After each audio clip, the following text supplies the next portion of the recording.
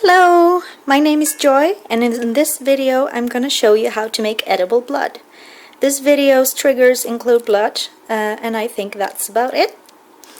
I deem this video suitable for children.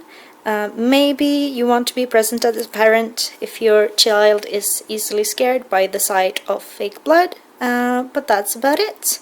Alright, let's get going. The ingredients we're gonna use is light syrup. You can use dark syrup as well if you want a darker shade of blood. We're gonna use red food coloring, of course, some yellow food coloring, some blue food coloring, and maybe some soy if our blood doesn't get dark enough.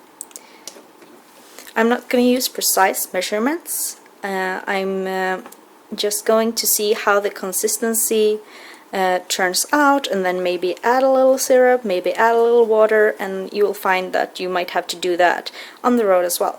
Alright, let's get started. So the first thing you have to do is turn off the heat, of course. And then we're gonna add some syrup. Let's start with that and see how that turns out. We're gonna whisk around. I'm gonna bring this to a boil and do a time jump. Yeah! So as you see, we have brought this to a boil, and what we're gonna go ahead and do is to bring down our heat to medium. And now we can start adding the food coloring. So we're gonna start with the red one. Right, so we're gonna put that in.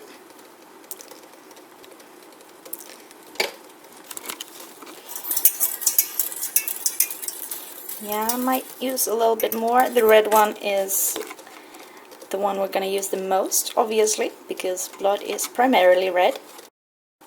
Alright, I'm going to use some more. That about it. Now we're going to use some blue food coloring. There we go, not too much.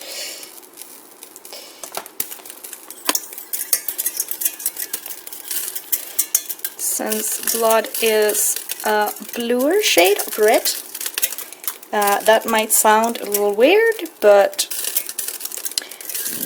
that's how it is. As you can see, this is quite dark, so I think that I made the right decision to use light syrup instead of dark this time, and don't think that we will be using any soy. Yeah. I'm gonna use a little bit of yellow food coloring in order to keep the trail of the blood, I will explain that later, to become to pink. Alright, here's the yellow food coloring, and that might have been a bit much. I was just gonna drop that a bit, but we'll see. We might have to use more red in that case. You can always save the blood by adding more food coloring if you use too much of another kind. Alright. This is very, very dark. We're gonna see how it looks in a smaller quantity. So I got this little spoon here. I'm gonna take a little bit. It might be a bit much. Alright, yeah, I think the color turned out pretty good. Maybe a bit runny, but we're gonna check the consistency on skin. Very important that this will cool down first. We don't want any burns, of course. So I put a little bit in my hand. Yeah, that's looking pretty good. The trail, as I mentioned before, is like when the blood runs down, it's what it leaves behind, and you can see that that's a bit more red, not pink, so we succeeded with that. Yeah, this tastes a little bit sweet from the syrup, but not much other than that. Yeah. So we're gonna go ahead and bottle this up.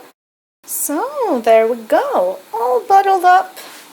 Got a bottle of fake blood. Yeah, and that's how easy it is to make edible blood.